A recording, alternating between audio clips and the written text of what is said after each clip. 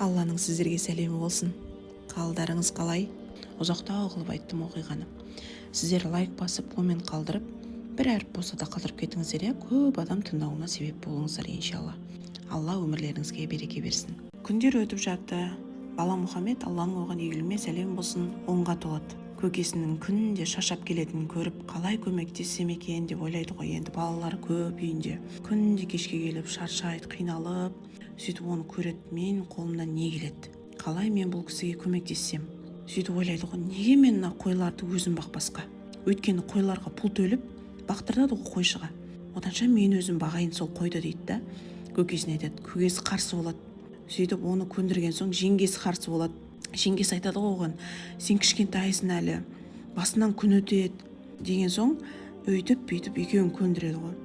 Азан мен тұрып қой бағуға жайлауға шығады. Ол бір далаға қарай шықса, аспанға, жерге, тастарға, тауларға, шөптерге, гүлдерге қарап, осының барлығын жаратқан жаратушыға тәнті болады да. Қалай мынаны жаратады деп ше, әлемді аралағандай бүйтіп жүреді екен. Аспандағы бұлттарға қарап, сен бір орында тұрсың, олар жүріп баратады да, бір ғажайып құбылыс қой былай қарағанда. Соған таң қалып қарайды екен бұл. Сөйтіп күндер өтеді. Кейде Меккеде бір мерекелік іс-шаралар болады да, дауыс естіледі ғой. Ол жақта не болады екен деп қызығады ғой. Сөйтіп қасындағы напарнигі бар, қойшы, досы. Соған айтады ғой, сен қарай тұршы, мен тез барып келем деп ше. Көрейінші ана жақта не болатынын. Ол өзіне бір орын тауып алады сол жерден. Енді отырғанда ұйқы қысып ұйықтап қалады ғой. Азанда бірақ тұрады, қараса, айналада ешкім жоқ. Кеше не болғанын есіне түсіргісі келсе, ештеңе түспей қояды есіне. Біраз күннен кейін тағы да Меккеде бір мереке болып жатады. Тағы да сол досына, қойларды сен қарай тұршы, қазір мен тез барып келем деп барады. Бірақ соқта ұйықтап қалады. Бұл болып жатқанның барлығы Алланың өзі мұндай мерекеге қатыспауын қалайды ғой. Өйткені ол жерде ішімдік, күнә жасайтын жерді. Сол күннен бастап өзі түсінеді, бұдан былай ондай ойын сауық жерлерге бармайтын болды. Бала Мұхаммед, Алланың оған игілігімен сәлем болсын, 12 жасқа келеді. Сол күндері Абу Талиб көкесі саудаға қарай бір дайындалады ғой, Сирияға қарай. Сол керуенін жүктеп жатқан кезде кетіп бара жатқанын не естиді ғой. Бір бұрышта үндемей жылап тұрады екен. Әрине оны көкесі байқап, неге жылап тұрсың құлыным дейді. Мұхаммед, Алланың оған игілігімен сәлем болсын, көз жасын сүртіп, мен бірге алып тастамай жүретін әкем де шешем де жоқ, мен кімге керекпін деп жылайды ғой. Сонда Абу Талиб көкесінің жүрегі жібіп, жүрегіне тиіп бұл сөздер, бірге алып кетуге шешім қабылдайды. Туыстары, жеңгесі айтады ғой, қой, ауа райы ыстық, жол ұзақ, оның жолдың қауіптілігіне қарсы болады да. Бірақ көкесі айтады, мен оны тастай алмаймын, егер тастасам ауырып қалуым мүмкін дейді. Түйеге өз отырады да, артына бала Мұхаммедті, Алланың оған игілігімен сәлем болсын, бірге отырғызып жолға қарай шығады. Жолда бір бұлт бала Мұхаммедтің, Алланың оған игілігімен сәлем болсын, үстімен жүріп келе жатады екен да, ыстық күннен қорғап. Жолдың жартысы артта қалды. Керуендегі адамдар шаршап Бусраға тоқтайды ғой. Бусра су көздеріне толы бір салқын аймақ еді. Оның салқын ауасына қуанып бір монастырьге тоқтайды. Бұл монастырьде кәрі шал болатын, аты Бахира. Ол күнде шатырға шығып жолды бақылайды ғой. Келіп кетушілерді, караванмен өткендерді қарайтын, бір маңызды қонақты күтіп тұрғандай. Монастырьде кітапхана бар. Сол кітапханада кітаптардың бірінде соңғы пайғамбар келетіні туралы жазылған. Соны оқыған ғой мына Бахира. Яһудилер де, христиандар да бұл пайғамбардың келуін күткен. Барлығы күткен. Ол пайғамбарды көруді, онымен сөйлесуді армандайтын осы Бахира. Өйткені сол кітапта болашақ пайғамбар осы монастырьдың жанынан өтетіні тура жазылған ғой. Соны көргісі келіп күнде шатырға шығады да жаңағы. Абу Талиб караванмен жақындап келе жатқанда, сол караван үстінде бір ақ бұлт ілесіп келе жатқанын көреді да. Мүмкін сол кітапта жазылған болашақ пайғамбарды қорғап келе жатқан бұлт шығар дейді да.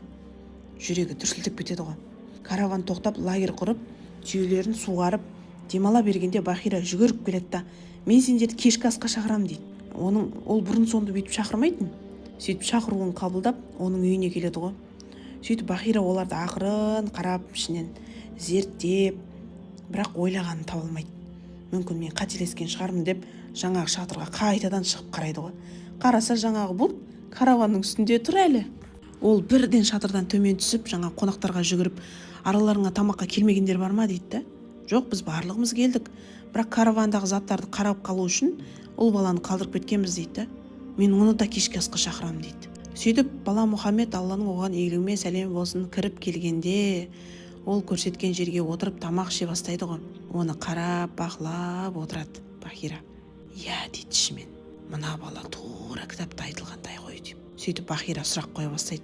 Адам бойындағы ең тамаша қасиеттер, ақылды, сыпайылық, әдемілік, сыйластықтың барлығы соның бойында болатын. Сұрақтарға бала Мұхаммед әдемі жауап береді, Алланың оған игілігі мен сәлемі болсын. Бахира бұның соңғы пайғамбар екеніне көз жеткізу үшін тағы бір дәлелдеуге тырысады. Ол бірден арқаңды көрсетші дейді ғой. Арқасын ашып барса белгі тұр. Соңғы пайғамбарлықтың белгісі Мұхаммед Мұстафа, Алланың оған игілігі мен сәлемі болсын, алдында тұрғанына сенімді болады. Сөйтіп Абу Талиб көкесіне жаймен жақындап, бұл бала кімнің баласы дейді, саған кім болады дейді да. Бір жамандық болуы мүмкін деп жаңа көкесі қорыққаннан, ол менің ұлым деп айтады. Жоқ, бұлай болуы мүмкін емес. Кітапта бұның әкесі туылмай жатып қайтыс болған дейді. Көкесі Бахираның ізгі ниетпен сұрап тұрғанын түсінеді да, иә, бұл менің ұлым емес дейді. Сонда Бахира Абу Талибтің құлағына қарай жақындап, бұл баланы тез арада үйіңе апарып, оған барынша қамқор бол деп айтады. Неге дейді көкесі, таңғалып. Сенің алдында көптен күткен пайғамбар тұр дейді. Соңғы пайғамбардың туылып қойғанын барлығы біледі дейді, және оны күтіп жүр. Яғни оған қастандық жасауы мүмкін дейді ғой. Сирияға апарсаң барлығы оны танып қояды. Таныған соң олардың ниеті қандай сен білмейсің ғой дейді да. Сондықтан дереу үйіңе қарай қайтта, баланы барынша қорғауға тырыс дейді. Абу Талибтің сәл көңіл түсіп қалады ғой, соншама сапар жүрді, соншама сауда бар. Осы сапарын жарты жолдан үзіп, бұл сұраға бар тауарын сатып, кері қайтып кетеді. Манақ Бахира армандап көргісі келген адамды көрді. Бахираның айтқан сөзінен кейін жанынан бір елі тастамайды да. Бір күні көкесі мен жиені Зүл-Мажас деген қалаға аттанады тауарларын сатуға. Сол кезде Абу Талиб шөл қысып, сулар таусылған болатын. Айналада бір құдық жоқ. Сол кезде я Мұхаммед, мен су ішкім келіп тұр дейді да. Көкесіне қарап қалса, шынымен ерні құрғақ біткен екен. Ол су тапқысы келіп, жаңа қолын жайып дұға жасайды ғой. Кенет өкшесі тұрған жерде бір су пайда болады. Тостаққа су толтырып көкесіне бүйтіп ұсынып тұрған кезде көкесі махаббатпен қарап қуанып кетеді ғой. Ол шөлі қанғанша ішеді, және мына ғажайып оның ұлылығының тағы бір дәлелі болды. Олар ары қарай жолдарын жалғастырады. Ал пайғамбар, Алланың оған игілігі мен сәлем болсын, ашқан су бұлағы бүгінгі күнге дейін бар. Ол Арафат бұлағы деп аталады. Қажылыққа келген адамдар оның суымен шөлін қандырады екен. Мұхаммед, Алланың оған игілігі мен сәлем болсын, қалың шашты, қастары біріктірілген, кірпіктері ұзын, бойы орташа, көздері қара, тістері маржандай әппақ, өзі сүп-сүйкімді болған. Ол ешкімді ренжітпейтін, тек жақсы ойлайтын, жақсы сөз сөйлейтін, магнит сияқты адамды өзіне тартып алады ғой. Бір адаммен сұхбаттасқанда ол адам жанынан кете алмайтындай болғанда, Меккедегі ең сенімді адам ретінде оны бәрі жақсы көріп, Әл-Әмин деген ат береді. Яғни сенім артуға болатын адам. Ол аманатқа қиянат жасамайтын, бүкіл адамның сырын сақтайтын, барлығына көмектесуге даяр тұратын, барлығы оны мақтайтын, ол ешқашан өтірік сөйлемейтін. Сондай сеніммен олар оны Әл-Әмин деп атайды. Келесі бөлімде біз Хадижа анамызбен танысқаны жайлы айтамыз.